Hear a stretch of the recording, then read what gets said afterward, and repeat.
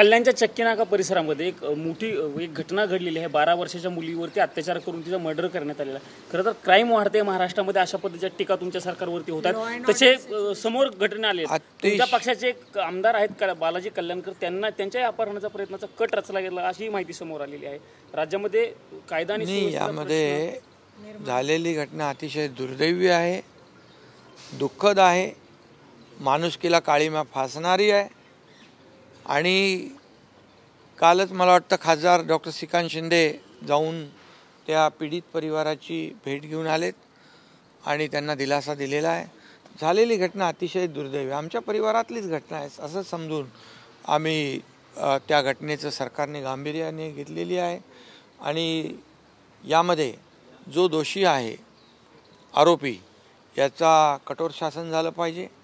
Fast ट्रॅकला केस घेऊन या ठिकाणी फाशीची शिक्षा लागली पाहिजे, यासाठी सरकार पूर्णपणे गांभीर्याने या ठिकाणी या घटनेकडे पाहते आणि कायदा सुव्यवस्था राखण्याची जबाबदारी सरकारची आहे। आणि यामध्ये देखील कुठल्याही दुर्घटनेचं राजकारण करू नये। झालेली घटना दुर्दैवी आहे, परंतु त्याचं राजकारण करणं त्याहीपेक्षा दुर्दैवी होऊ शकतं। आणि म्हणून यामध्ये सत्ताधारी पक्ष असू दे, विरोधी पक्ष असू दे, या अशा प्रकारच्या घटनांकडे गांभीर्याने आपण पाहिलं पाहिजे।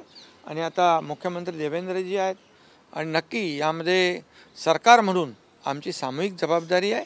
अशा प्रकारच्या ज्या गुन्हेगारांना, अशा प्रकारचे जे काही नराधम आहेत यांना आणि माणुसकीला काळीमा फासणारे जे दुर्दैवी घटना करतायत त्यांना जशास तसं उत्तर दिलं जाईल आणि त्यांचा बंदोबस्त जशास तसा। तुम्ही म्हणताय कायदा सुव्यवस्थेचं सांगताय, जात आहेत, तुम्ही कायदा सुव्यवस्थेचं बोलता। तुमच्या पक्षाचे जे आमदार आहेत अंबरनाथचे बालाजी किनीकर, त्यांच्या हत्येचा कट रचल्याची देखील त्या बाबतीमध्ये पोलीस कसून चौकशी करतायत आणि ही देखील अतिशय गंभीर घटना आहे आणि त्याच्याकडे देखील आम्ही गांभीर्याने पाहतोय। मी स्वतः देखील त्यामध्ये लक्ष घातलेलं आहे आणि गृह विभाग देखील त्यामध्ये काम करतोय। अशा प्रकारच्या घटना होऊ नयेत यासाठी पूर्णपणे सरकार